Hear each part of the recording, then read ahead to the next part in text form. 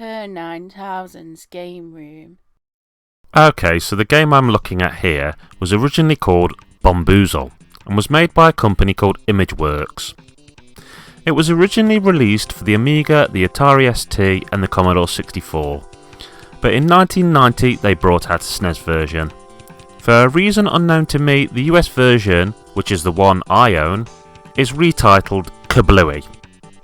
I don't have any opinion on if one title is better or not, as I never played this game as a kid, so I'm not more used to one name than the other, and Bombuzal and Kablooey both sound quite similar really, they're just childlike explosion words. Imageworks didn't usually make games, they were usually known for being publishers. They published around 40 games and only made about 4 games themselves, and this is the only one they made which made its way onto the SNES. So this is probably the last and only time I will be mentioning Imageworks in this series of SNES reviews. Strangely enough, despite being mostly known for publishing games, they didn't actually publish this game on the SNES. This game was in fact published by Kemco, whose name is an abbreviation of Kotobuki Engineering and Manufacturing Co. They were a Japanese video game developer and publisher established in 1984. Kemco is probably best known by SNES owners as the publisher of the Top Gear series, but that's a story for another day. The whole idea of Kablooey is to try to set off every bomb on a level without killing yourself. At first this seems a little easy. You step up to a bomb, you hold a button, a countdown starts, and then you move out of the way just before detonation. Yeah, I know this sounds very simplistic, but think about most good puzzle games. Tetris is just a game where you spin blocks around and form lines, and yet that was probably one of the most popular puzzle games ever made, wasn't it? Yes, the game starts off very simplistic, but more or less every level something new is thrown into the mix and new problems are presented for you to try and overcome by using your grey matter to formulate a plan which uses everything you've learned up to this point. There are apparently more than 130 levels and they get more and more challenging as you go.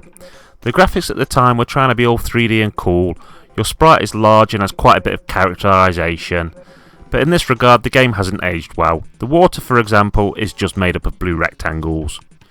Sure, everything is functional and easy to see, so you can never blame the graphics for your failure, so at least it has that going for it. The music can best be described as what elevator music would sound like to a man on acid. Add to this the fact that there's only something like 5 actual in-game sounds, a teleporter sound, an explosion sound, a sliding sound, a dying sound, and a voice saying, "Get ready!" The game is far from being either an audio or visual treat. If you're into games with a story, then it's important to note that this game has literally no plot at all. Sure, a lot of great puzzle games don't have plots, but with this game having a central character you look at, I do think a tiny bit of story would help push you to make your way through the levels. As you get further, you'll see that there are different kinds of bombs and you'll need to get used to how they blow up, and how you can use this to your advantage and how you can make sure you don't end up blowing yourself up. On later levels there are enemies such as boulders and some weird looking things. I have no idea what they're actually supposed to be, but they go around and you need to blow them up. There are also obstacles like ice blocks that make you slide and crack blocks that fall after you walk over them, and hard blocks that can't be blown up. The game controls okay, but it moves very slowly, which doesn't work in its favour. I never once found myself being particularly excited by it.